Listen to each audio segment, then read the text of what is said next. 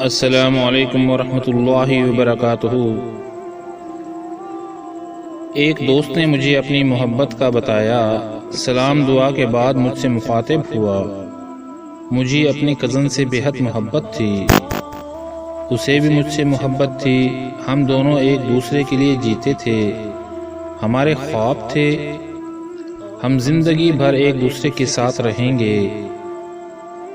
اسے تھوڑا سا بھی درد ہوتا تو میں تڑپ جاتا، کبھی میں تکلیف میں ہوتا تو وہ اداس ہو جاتی۔ میں نے ہمیشہ اس کے خواب دیکھے، اس نے میرے خواب سجائے۔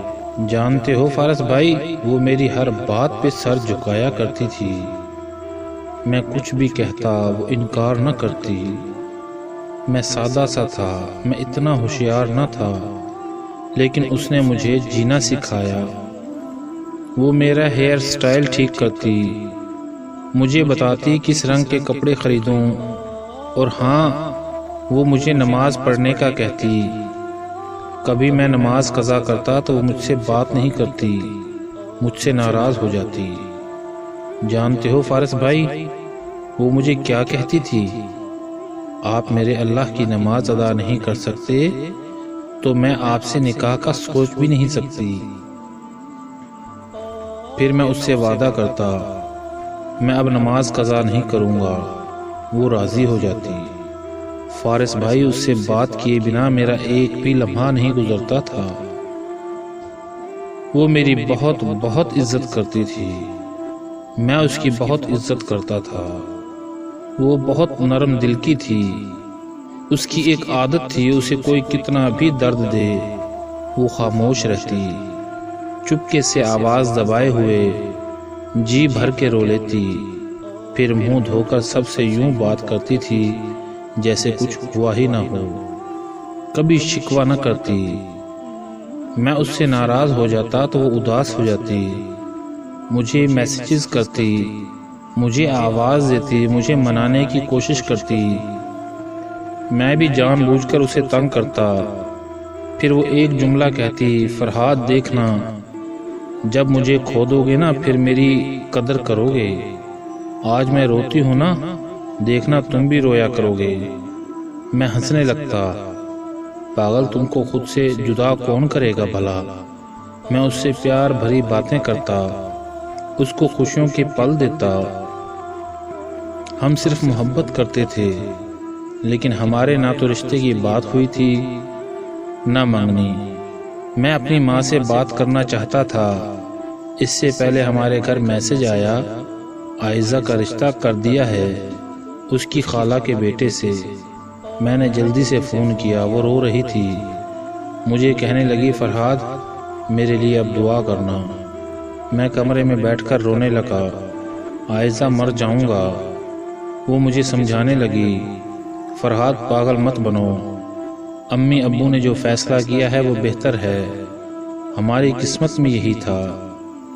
میں نے بہت منتیں کی، اسے بھاگ جانے کا بھی کہا، وہ 5 وقت کی نمازی تھی، وہ کیسے غلط کر سکتی تھی؟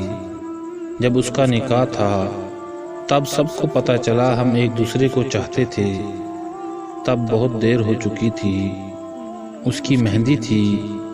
میں ہمت کر کے اس کے پاس گیا، سب کزنز جانتے تھے ہماری محبت کے بارے میں نے خود کو سنبھالا، اس کے پاس بیٹھا جا کر۔ اس نے مہندی والا سوٹ پہنا تھا، میں نے اسے ایک گلاب جامن کھلایا۔ میں مسکرا رہا تھا، میں نے جب اس کی آنکھوں میں دیکھا نہ جانے کیسے ایک سمندر آنسو کا امڈ آیا۔ وہ زاروں قطار رونے لگی، میں بھی رونے لگا، سب ہماری طرف دیکھ رہے تھے، ہم ایک دوسرے کو سینے سے لگا لینا چاہتے تھے۔ میری بڑی بہن نے مجھے تھاما، کمرے میں لے گئی۔ میں نے اونچی آواز میں کہا، خود کو اتنا برباد کروں گا، اتنا برباد کروں گا، تیری جدائی میں دیکھنا، مجھے دیکھ کر لوگ رویا کریں گے۔ جس سے اس کی شادی ہو رہی تھی وہ اچھا لڑکا نہیں تھا، وہ شرابی تھا۔ میں درد میں تھا، کسی کی زندگی، کسی کا پیار کیسے بیکار ردی کے بھاؤ کوئی خرید لیتا ہے۔ میں نے اپنی امی کے سامنے ہاتھ جوڑے، منتیں کی، امی عائزہ کو بچا لو، اس کا کزن اچھا انسان نہیں ہے۔ میں نے اللہ سے دعا کی وہ میری نہیں تو نہ ہو، لیکن اسے اس انسان سے بچا لو جو اس بیچاری کی زندگی جہنم بنا دے گا۔ نکاح سے پہلے اس نے مجھے کہا تھا، فرہاد، محبت میں مل جانا ضروری تو نہیں ہوتا، ہم سب اپنی اپنی قسمت لے کر آتے ہیں، قسمت کے سامنے کس کا زور ہے؟ اللہ تم کو اچھی سی شہزادی نصیب کرے۔ میں اسے چیخ چیخ کر دل کا حال بتانا چاہتا تھا، لیکن کیا ہوا، اس کا نکاح ہو گیا، وہ بیاہ کر چلی گئی۔ میں بہت رویا، میں تڑپا، میں چیخا، میں آگ میں جلا، میں نے منتیں کی، ہاتھ جوڑے، سجدے کی دعائیں مانگی، صبر آئے گا۔ پھر 7 ماہ کے بعد وہ ایک دن امی کے گھر آئی، میں اتفاق سے ان کے گھر گیا، وہ امی کے پاس بیٹھی تھی۔ میں نے اس کے چہرے کی جانب دیکھا، اس کے چہرے پہ زخموں کے نشان تھے۔ مجھے دیکھ کر اس نے نظر جھکا لی۔ میں نے حال پوچھا، ہلکا سا مسکرا کر بولی، میں ٹھیک ہوں فرہاد، اس کے شوہر نے اسے مارا تھا۔ وہ آج بھی غم چھپانے کی کوشش کر رہی تھی کہ اتنے میں مسجد میں اذان ہونے لگی۔ مجھے مسکرا کر بولی، پاگل، ابھی نماز پڑھتے ہو یا اب چھوڑ دی؟ میں مسکرایا، عائزہ، میں اب امامت کرواتا ہوں۔ وہ پیار سے بولی، ویسے داڑھی میں پیارے لگتے ہو۔ اس نے مصلی اٹھایا، نماز پڑھنے لگی۔ میں نے تڑپ کر آسمان کی طرف دیکھا، یا اللہ، اپنی اس نیک بندی پر رحم فرما۔ دن گزرنے لگے، مجھے خبر ملتی رہی، آج اس کے شوہر نے اسے بہت مارا، آج وہ ہسپتال میں ہے۔ میں نے ظلم کے خلاف آواز اٹھانے کا سوچا، اس کی امی ابو سے بات کی، لیکن انہوں نے کہا بیٹیوں کو سب برداشت کرنا پڑتا ہے۔ میں نے کہا کہ اسلام اس چیز کی اجازت نہیں دیتا کہ اتنا ظلم سہا جائے۔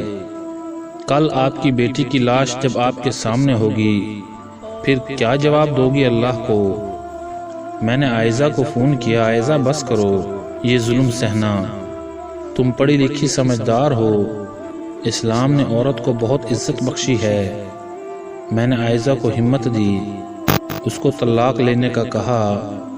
اس کے شوہر نے مجھے بہت دھمکایا، بہت جھگڑا بھی ہوا، لیکن بالآخر بہت سی مصیبت کے بعد طلاق ہو ہی گئی۔